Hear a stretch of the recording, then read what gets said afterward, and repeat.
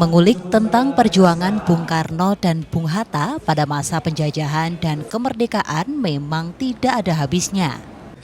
Seperti yang dilakukan anggota Komisi A DPRD DIY kali ini yang mengulik dan napaktilas sejarah detik-detik kemerdekaan Republik Indonesia di Museum Perumusan Naskah Proklamasi, Jalan Imam Bonjol nomor 1, Menteng, Jakarta Pusat.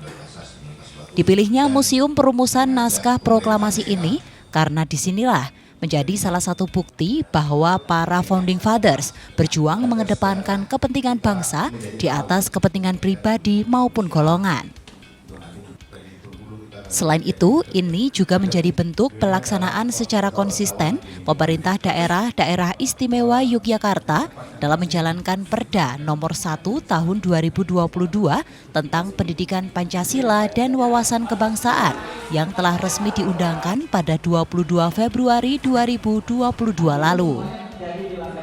Diketahui Perda tersebut merupakan yang pertama di Indonesia. Sehingga dari situlah Pemda DIY ingin menjadikan Yogyakarta contoh bagi daerah-daerah lain dalam menyuarakan sejarah Indonesia. Dengan mengajak para wartawan dari unit DPRD DIY sekaligus mengingatkan bahwa peran seorang wartawan sangatlah penting di masa kemerdekaan. Seperti tokoh Sayuti Melik, seorang politisi sekaligus wartawan yang bertugas mengetik naskah proklamasi kemerdekaan Indonesia yang telah selesai ditulis oleh Bung Karno.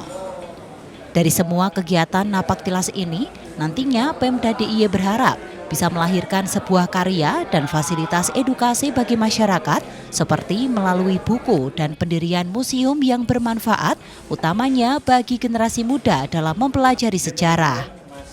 Terakhir tentu saja dari teman-teman di Komisi A juga punya harapan mewakili aspirasi dari rakyat di Yogyakarta. Yang pertama untuk melaksanakan secara konsisten Perda nomor 1 tahun 2022 tentang pendidikan Pancasila dan wawasan kebangsaan agar Pancasila ini bisa dibatinkan secara betul baik di hatinya para pemimpin maupun di hatinya birokrasi maupun di hatinya rakyat yang ada di Jogja dan di Indonesia. Kemudian yang kedua, pemerintah daerah juga penting untuk kemudian memberikan sarana belajar, sarana untuk riset, sarana untuk rekreasi dengan membangun museum. Museumnya tidak harus besar, ini kan tidak terlalu besar. Sehingga ke depan penting ada Museum Bung Karno.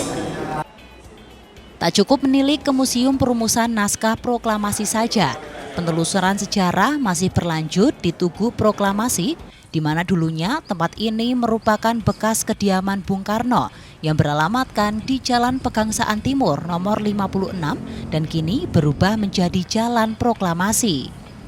Nampak berdiri kokoh patung Bung Karno yang sedang membawa teks proklamasi yang didampingi oleh Bung Hatta.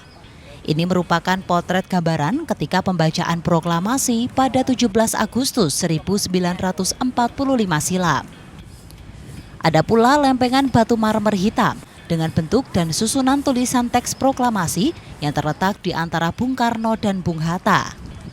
Sehingga kunjungan ini dinilai penting dilakukan untuk mengingat dan memanggil kembali memori perjuangan semua pihak dalam membahagiakan hati masyarakat Indonesia, yakni memerdekakan dari belenggu penjajah. Di sinilah kemudian kita bisa menghikmati sejarah. Yang pertama, sejarah betapa para pendiri bangsa di dalam memerdekakan Republik Indonesia itu dipenuhi dengan cita-cita yang sangat mulia. Cita-citanya apa? Membahagiakan hatinya bangsa Indonesia. Di dalam kemerdekaan inilah kita kemudian berjuang untuk kemerdekaan, berjuang untuk kebahagiaan rakyat, berjuang untuk mengatasi stunting, berjuang untuk beresin berbagai persoalan termasuk melawan korupsi dan juga mensejahterakan rakyat. Dari semua rangkaian kunjungan napaktilas sejarah Bung Karno ini, harapannya Pemda DIY dapat menerapkan ataupun meniru dalam melestarikan tempat-tempat bersejarah agar masyarakat terus mengingat bagaimana perjuangan para pahlawan dalam memperjuangkan NKRI. Dari DKI Jakarta, Gabriel Galuh, Adit TV.